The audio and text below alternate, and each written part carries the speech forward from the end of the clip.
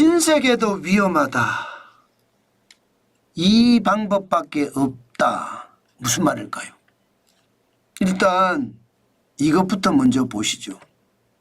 신세계가 알리바바하고 대한민국의 합작법인을 설립합니다. 그 합작법인 이름이 양쪽에서 50대 50을 출자해서 그랜드 오프스 홀딩이라고 합니다. 그러면서 그 자회사로 G마켓도 편입을 시키고요. 알리익스프레스 코리아도 거기다가 편입을 시킨다는 거예요. 물론 말입니다. 합작법인을 만든다고 하더라도 각 플랫폼은 독립적으로 운영될 겁니다. 그리고 운영될 거라고 이야기했고요. 신세계 측에서는요. 현재까지 이야기하는 것 알리에서 파는 거 G마켓에서 팔 수 있다.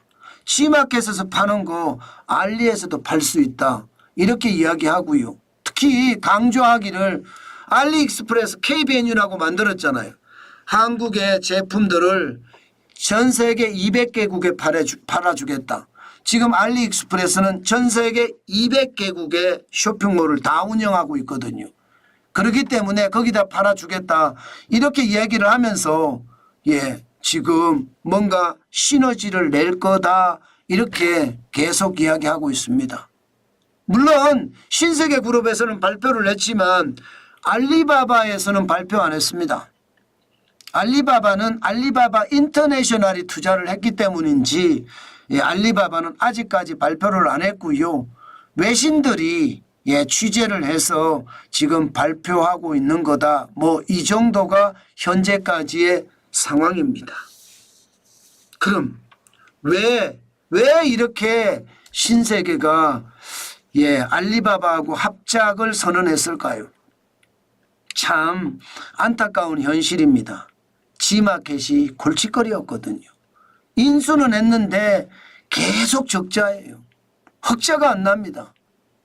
그러니 안 그래도 유통업계가 중국 때문에 어렵다 이렇게 이야기하고 내수가 힘들기 때문에 소비를 안 해서 어렵다 이렇게 하는 와중이었거든요. 앞으로 G마켓에 적자가 계속 난다면 신세계 그룹에도 영향을 줄 수밖에 없다. 그런 생각이 가득한 것 같습니다. 그래서 신세계 정용진 회장 여러분 알다시피 멸공의 대명사입니다. 그런 대명사가 중국과 합작법인을 만들 때는 그만큼 말입니다. G마켓의 상황이 좋지 않고요. 이것이 G마켓 다른 쪽으로 예를 들어서 ssg.com이라든가 아니면 이마트라든가 아니면 스타필드라든가 이런 쪽으로도 영향을 미칠 수 있으니까 이게 고육지책으로 지금 선택한 듯 보입니다. 그런데 과연 잘 될까? 이제 여기에 대해서는 굉장히 생각이 다릅니다. 왜 생각이 다르냐? 기본적으로 한국 사람들은요. 중국에 대한 인식이 좋지 않아요. 특히 조금이라도 깨어 있으신 분들은 중공 댓글 알바를 알고 있기 때문에 이들이 또 어떤 행태를 취하고 있는 걸 알고 있기 때문에 한국 사람들이 극도로 싫어합니다. 그런 상태에서 G마켓하고 알리익스프레스가 합작을 해서 합작법인을 만든다?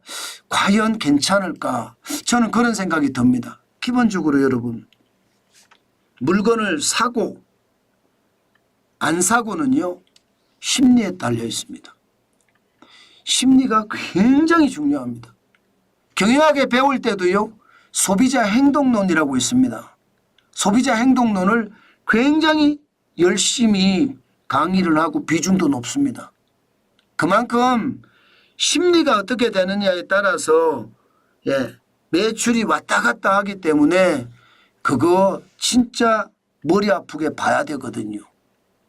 과연 신세계와 중국의 알리바바가 합작한 G마켓이나 알리익스프레스 괜찮을까요? 저는 이게 좀 걱정이 돼요. 심리가 사실 좋지 않기 때문에요. 오히려 말입니다. 지금 알리익스프레스는 2024년 11월 현재예요. 967만 6천 명입니다. 예, 월간 활성 이용자가. G마켓은 562만 3천 명이에요. 이 두 개가 합쳐진다는 거 아니겠습니까? 이 두 개가. 이 두 개가 합쳐지면 적어도 말입니다. 1,500만 명 정도 된다는 거. 1,500만 명. 1,500만 명 정도 되니까 쿠팡이 3,219만 9천 명입니다. 여기하고 버금간다 이렇게 이야기하나요? 쉽게 말하면 연합군을 만들어서 쿠팡에 대응하겠다는 뜻인가요? 충분히 그럴 이유는 있는 것 같기는 해요. 예, 반 쿠팡 연합 세력을 만들겠다 그 이야기 말입니다. 그렇지만 과연 이게 될 것인가? 거기에 대해서는 저는 굉장히 물음표예요. 왜 제가 물음표라고 이야기를 하나 하면요. 이걸 한번 보세요. 이거를. 지금 온라인 쇼핑몰에서 카드 결제 금액 점유율이거든요. 이거를 보면 쿠팡이 단연 1등입니다. 53.8%. 여기에 G마켓이 7.9%로 2위입니다. 그리고 11번가 7.4%로 3위고요. 여기에 SSG닷컴이 5.1%로 4위입니다. 그런데 알리 보세요. 알리. 예, 알리익스프레스는요. 3.4%밖에 안 되고요. 테무는 0.7%예요. 기타 다른 뭐 정환진 TV가 운영하는 멋진 아재 쇼핑몰처럼 기타 다른 쇼핑몰에서 카드 결제하는 게 21.7%고요. 여기서 보시는 것처럼 알리익스프레스나 테무는 지금 그 힘을 잃어가고 있습니다. 대한민국에서 알리에서 카드를 이용해서 물건을 구매하는 게 굉장히 줄어들었다는 뜻이에요. 영향력이 지금 아니라는 뜻입니다. 알리나 테무에서 많은 사람들이 물건을 사보는데 물건을 사보니까 형편없다, 쓰레기다 이런 얘기가 굉장히 강하거든요. 예, 그럼 여러분 이 쓰레기 제품들을 G마켓에서 판다는 얘기가 되는 건가요? 쉽지 않을 겁니다. 오히려 G마켓마저 오히려 소비자들의 외면을 받을 가능성 저는 굉장히 높다고 봅니다. 차라리 말입니다. G마켓이 어려우면 11번가와 G마켓이 합병을 해서 오히려 대응하는 방법도 나쁘지 않은 방법이다. 그런 생각은 하는데 지금처럼 이렇게 되면 결국 말입니다. 무너져가는 중국의 쇼핑몰을 지금 신세계가 살려주는 꼴이 되는 건가요? 그렇지도 않을 거예요. 왜냐하면 신세계가 손을 잡고 있는 게 아니라 결국은 소비자들이 이 손을 잡고 칼잡이를 잡고 있거든요. 손잡이를. 그럼 소비자들이 선택에 따라 달라지는데 참 쉽지 않겠다 그런 생각은 듭니다. 저는 이것을 보면서 혹시 말입니다. 사실 G마켓이 어려우니까 G마켓의 어려움을 오히려 말입니다. 알리익스프레스에 알리바바에 넘기려고 하는 것은 아닌가 뭐 그런 생각도 약간은 해봅니다. 현재까지 말입니다. 현재까지 알리익스프레스나 테무가 사실 전체 시장에서 돌풍이라고 이야기했습니다. 그런데 결국은 미풍 수준으로 거치고 있는 거잖아요. 이런 상태에서 G마켓도 마이너스, 알리익스프레스도 마이너스인데 이 두 개가 시너지를 내서 합병을 한다? 저는 이거 쉽지 않을 것으로 보입니다. 오히려 말입니다. 오히려 유통산업발전법을 좀 완화해서 말입니다. 이마트에 전국에 지점들이 있잖아요.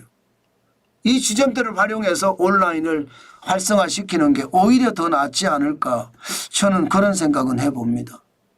분명한 것은요. 고육지책 같은데 이 고육지책이 시장에서 먹힐 거냐 하는 얘기입니다. 뭐 신세계가 하기 따라 다르고 G마켓이 하기 따라 다르겠죠. 그러나 쉽지 않다는 게 시장의 이야기가 아닐까 저는 오늘 그런 생각을 해봅니다. 게다가 멸공의 대명사가 정용진 회장인데 갑자기 알리익스프레스와 이게 합작법인을 만든다고 하니까 순간적으로 놀라기는 했습니다. 그렇지만 뭐 기업인들이 자유민주주의와 시장경제라는 틀 안에서 움직이는 것을 탓할 수는 없겠죠. 뭐 게다가 국뽕을 맞아서 저는 국뽕에 어떤 안주하고 싶은 생각은 없거든요. 일단 시작을 했으면 그 결과가 좋아야 될 텐데 과연 그 결과가 좋을지 한번 두고 볼 일이다. 그 말씀 여러분에게 드리고 싶습니다.